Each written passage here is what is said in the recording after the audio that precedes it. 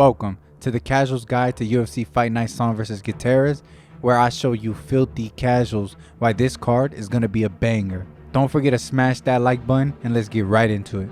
In the main event, the Kung-Fu Kid Yadong faces a new challenger in Chris El Guapo Gutierrez. The number 7 ranked Yadong will look to defend his ranking against the 14th ranked Chris Gutierrez. It always blows my mind every time that I'm reminded of how young Song really is. He is only 25 years old and already has a record of 20-7, and he has fought some killers in the UFC. His only 2 losses were to Phillips and to Corey Sandhagen, and he looked good in his loss to Sandhagen. But he would bounce back with a huge win over Ricky Simon.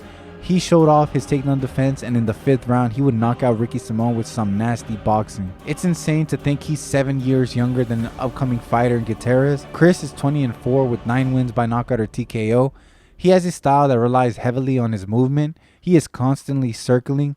He has some devastating leg kicks. He finished Vince Morales by leg kicks because he throws him so hard and so often. He would lose a decision to Pedro Munoz, but bounce back with the win over Alan Tanghali. His output is an issue sometimes, but he's definitely a very good striker. Both guys are trying to get into the title picture, and both guys are a lot of fun to watch. Don't miss out. In the co-main event, the number 8 ranked light heavyweight Anthony Lionheart Smith takes on the 11 ranked Khalil the Warhorse Roundtree Jr. Anthony Smith is taking this fight on short notice. Roundtree Jr. was originally supposed to fight Azamat Mirzakhanov last week, but Mirzakhanov pulled out due to pneumonia and Lionheart stepped in.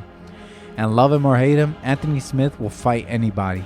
He has been pretty up and down at light heavyweight. He's been able to beat a lot of talented guys like Jimmy Crute, Devin Clark, and Alexander Gustafsson, but he always seems to fall short against the elite guys at light heavyweight. He lost back-to-back fights to Magomed Ankalaev and to Johnny Walker. In his last fight, he would have a rematch with Ryan Spann. He would win by split decision in a very close fight. He's going to have to look much sharper against the Warhorse. Joe Rogan loves telling this story, so you casuals might have heard it before, but Khalil went to Thailand to train, and when he came back, he looked like a completely different fighter. He is currently on a 4-fight win streak, and some of these wins were absolutely brutal. He started his winning streak with the win over Modestas Bukauskas, where he would sidekick his knee and end the fight. He would follow that up with a TKO win over Carl Roberson, where he would destroy the body of Roberson with some soccer kicks.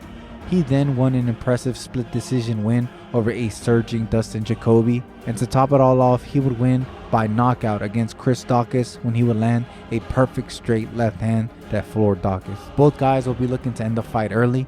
Don't miss out. Andre Muniz takes on the Iron Turtle Jin Young Park. 2 grapplers clash as they try to break back into the top 15. Andre Muniz is a submission ace. He has 15 wins by submission. He broke into the limelight when he would get a huge submission win over Jacare. He would break his arm with a nasty armbar. Unfortunately for him, he has been on a 2-fight losing skid. He would get out grappled by Brendan Allen when he would get submitted in the 3rd round via rear naked choke. In his last fight, he would welcome Paul Craig to the middleweight division. He would be in another grappling match, and he held his own for a while, but then he would get TKO'd in the 2nd via ground and pound. And once again, he's matched up with another grappler. The Iron Turtle is a strong grappler. He has 6 wins by submission. His grappling is a little less refined, but you could tell he has a lot of strength. He's on a 4-fight win streak, and he started it all off with a close fight with Eric Anders, where he would win a split decision. Then he would really get into a groove, finishing his next 3 fights. He would submit Joseph Holmes in the 2nd round via rear naked choke. Next, he would submit Dennis Tululin in the very 1st round via rear naked choke. And in his most recent fight, he would get his 3rd rear naked choke in a row when he would submit Albert Durev in the 2nd round. He's on the rise, and he'll be looking to make it 5 in a row.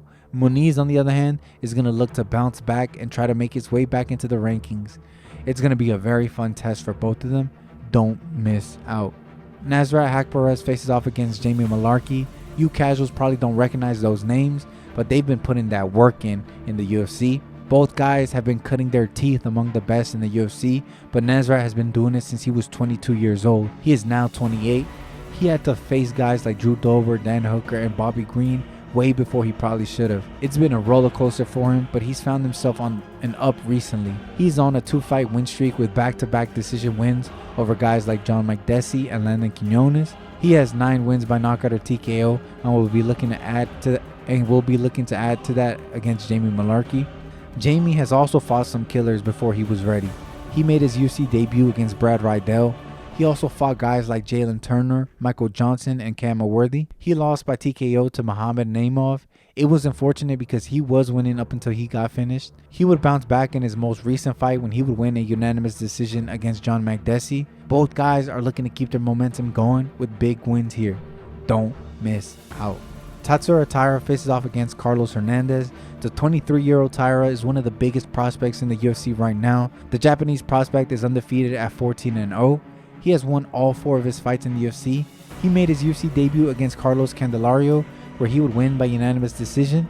He then submitted CJ Vergara in the second round via armbar. Next, he would submit Jesus Aguilar via triangle armbar. In his most recent fight, he would win a decision over Edgar Chairez. He is super athletic and his grappling is so dangerous.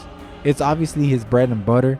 He's got 7 wins by submission and is going to look to take this fight to the mat. Carlos Hernandez is 2-1 in the UFC so far. He made his UFC debut against Victor Altamirano and he would win by split decision. He would lose his next fight via submission against Alan Nascimento via rear naked choke in the first round. This fight is probably why Taira will look to take the fight to the ground.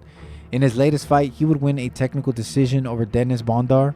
He is going to look to keep his momentum going by derailing the heavy hype of Tatsuro Taira. While Taira is going to look to continue to prove, he's going to look to keep his momentum going by derailing the heavy hype of Tatsuro Taira. While Taira is going to look to continue to prove he is a force to be reckoned with in the flyweight division. Don't miss out. Alright guys, that was my rundown of UFC Fight Night Song versus Gutierrez. Don't forget to tune in. It's going to be a great night of fights and I'll see you next week for UFC 296, Edwards versus Covington. But until then, protect your neck and take care.